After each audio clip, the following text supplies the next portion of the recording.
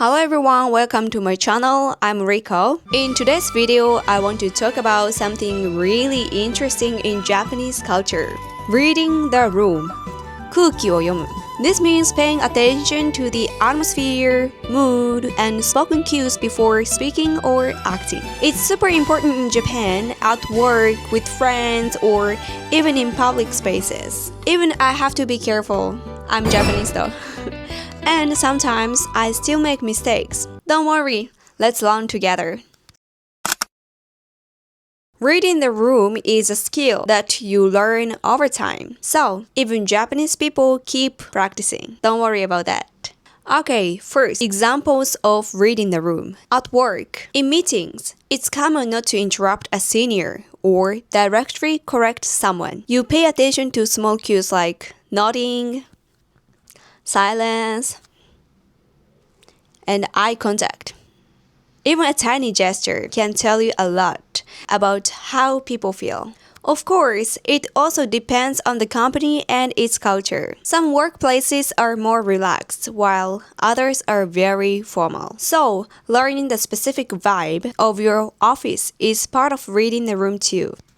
With friends, if everyone is quiet, it might not be the right time to joke loudly. Observing the group's mood before sharing your opinion is key. That's reading the room. Also, small preferences matter. For example, if your friends are heading to a Japanese restaurant, it might be better not to loudly say, "I actually wanted to go Italian restaurant today."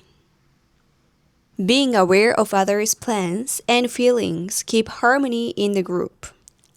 In public spaces, don't talk loudly on trains or in quiet cafes. Notice the atmosphere. If people are focused, serious, or resting, adjust your behavior accordingly. For example, during rush hours like early morning or around 7 p.m., many people are commuting from work. They might be tired and taking a moment to rest on the train. Sometimes they even sleep on the train. So, talking too loud can be disruptive. This is why quietness is considered polite.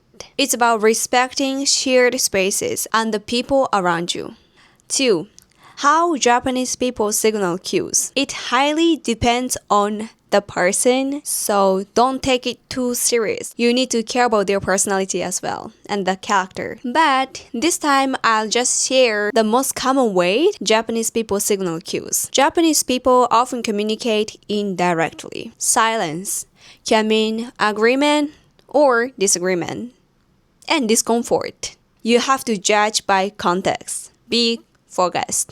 Next, body language is very subtle. Small gestures, facial expressions, or posture can tell you a lot. Even indirect phrases like maybe, I'll think about it, or someday can sometimes mean no or never. Alright, then, if you're not used to the Japanese culture, here's the tips for you guys.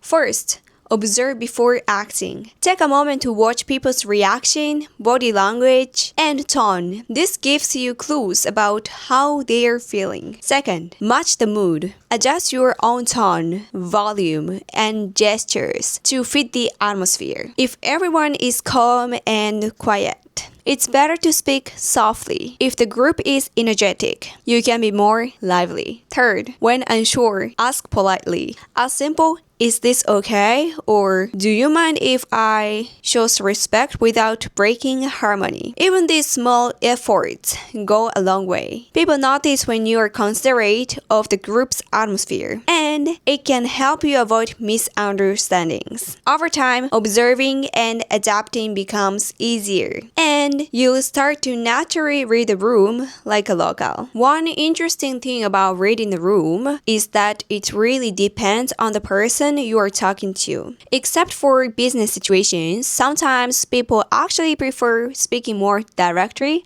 with close colleagues or friends. So it's not always about being indirect. It changes with the relationship. And honestly, I think one reason Japanese people love going out for drinks, like nomikai, is that it helps them open up. After a few drinks, people can share what they really think more freely. So, in some cases, alcohol is almost like a communication tool to make conversations more honest. So, don't miss Nomikai with your colleagues or close friends. Maybe you can hear what they really think about you in that occasion. Alright, so that's it for today. Reading the room in Japan, 空気を読む is a really unique and important skill. It's not about hiding your opinion, but about respecting the group and keeping a harmony. Even I don't get it perfectly every time, but I'm always learning. I hope this video helps you understand Japanese communication a bit more. If you liked it, don't forget to like, subscribe, and hit the bell for more travel videos and about Japanese cultures. Thanks for watching and see you next time. Bye bye.